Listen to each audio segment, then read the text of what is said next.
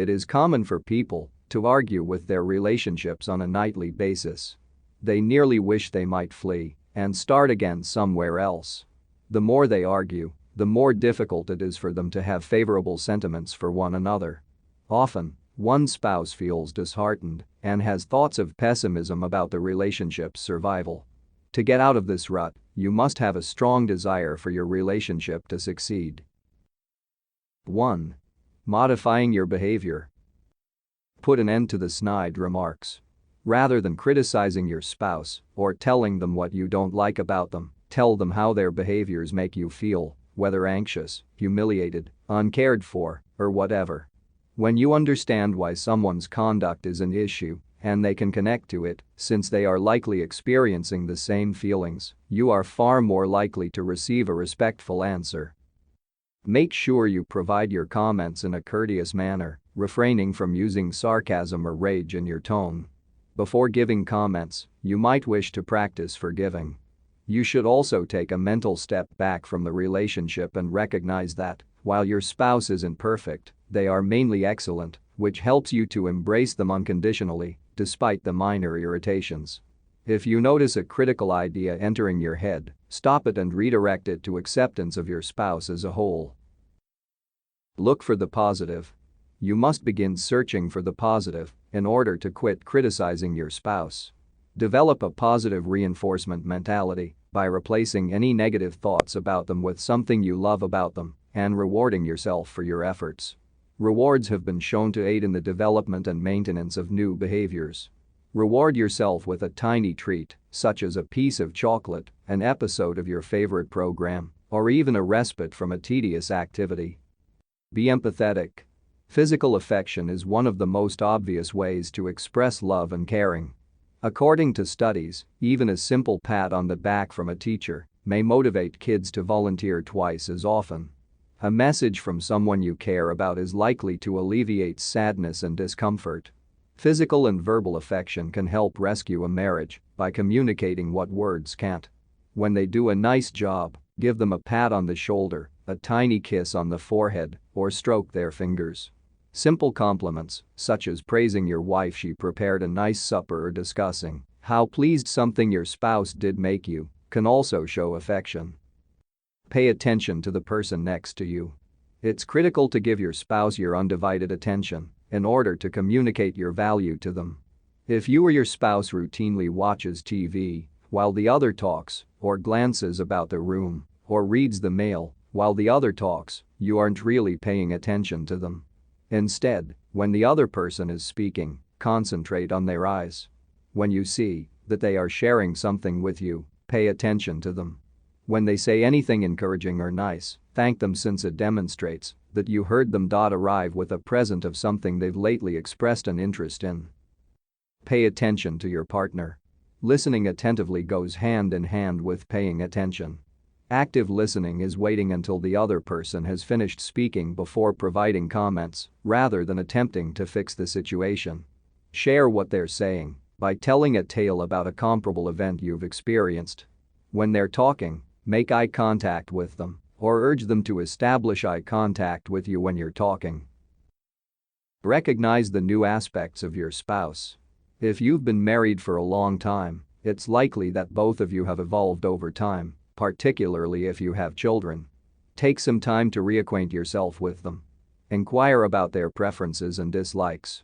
Offer to take them someplace, such as a restaurant, to assist them to figure it out if they aren't sure what they enjoy anymore. In presents, at home, or on trips, make an effort to give the things you learn they enjoy. Kindness is important. Make it a point to be kind to one another. This might imply that you keep track of your encounters by recording them and listening to them again to see how frequently you argue.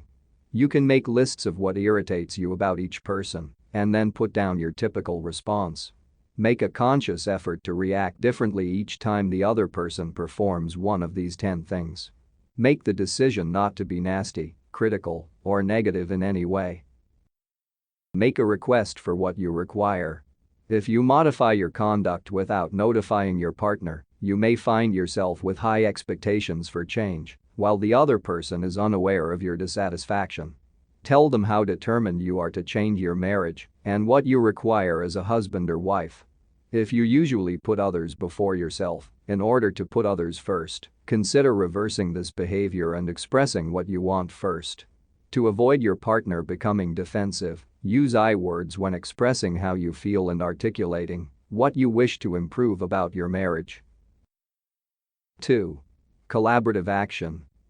Act as though you're meeting someone for the first time.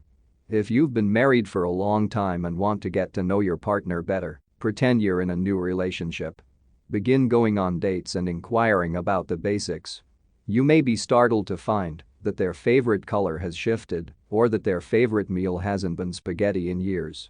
Don't be scared to employ a babysitter if you still have children that require care.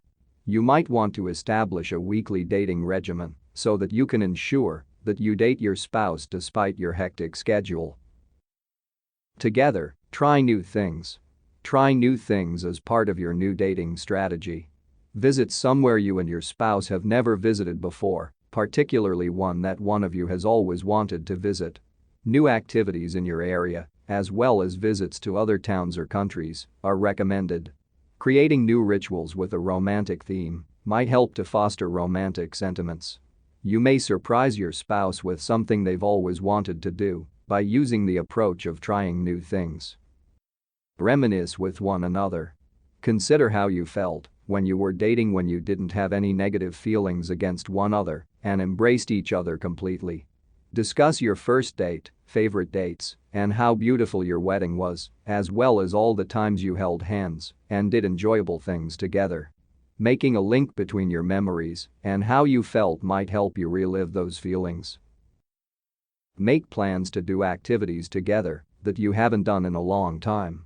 You could have remembered activities you used to do together but stopped doing because life got in the way while you were reminiscing the early days of your relationship. Recreate your first date or get together with pals you haven't seen in a while. Doing activities you used to do when you were in love with your spouse might help you remember how it felt and experience it again. 3. Practicing forgiveness. Make a list of the things that make you furious. You could have lost affection for your spouse as a result of anything they did that enraged you. After experiencing such rage, the only way to restart loving your partner is to forgive them. Begin by jotting down the things they've done that have angered you. This might be a major event, such as an affair or betrayal, or a series of minor incidents, such as ignoring you or lying to you. Writing things down allows you to visualize and arrange your ideas so that you don't have to think about them. Make a list of any aches and pains you are experiencing.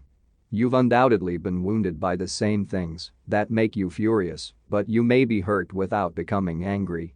Make a new list with everything you can think of that your spouse has done or failed to do to hurt your feelings. If you have an emotional reaction when you think of anything that has harmed you, you know it is something that has hurt you. Again, these things might be major, such as cheating on you, or little, such as missing an anniversary or refusing to assist you around the house. Extend the grace period. Now that you've made your lists, it's time to forgive your spouse and let go of your anger, hurt, and suffering. You may wish to ask the aid of a trusted loved one or a counselor therapist to help you go through your list because it is generally a continuous process and can entail many tears. There are a variety of reasons why you may find it difficult to forgive, and understanding them might assist you in letting go of your resentment. Request that your partner do the same for you. Your spouse, like you, is likely to have a lot of resentment toward you. Request that your spouse make a list of the things you've done to hurt or anger them. You don't need to beg them to forgive you at this stage. Simply urge them to consider the aspects of your marriage that are giving them pain. Make a request for forgiveness. Apologize to your spouse for the items on their list and beg for forgiveness. Repentance entails choosing to travel in the opposite direction, for example, deciding to refrain from doing the things that have harmed and offended your spouse. This does not mean that you or your partner will be able to stop doing things you've been doing for years on the spur of the moment. Throughout this process, you should both show grace to one another. It is common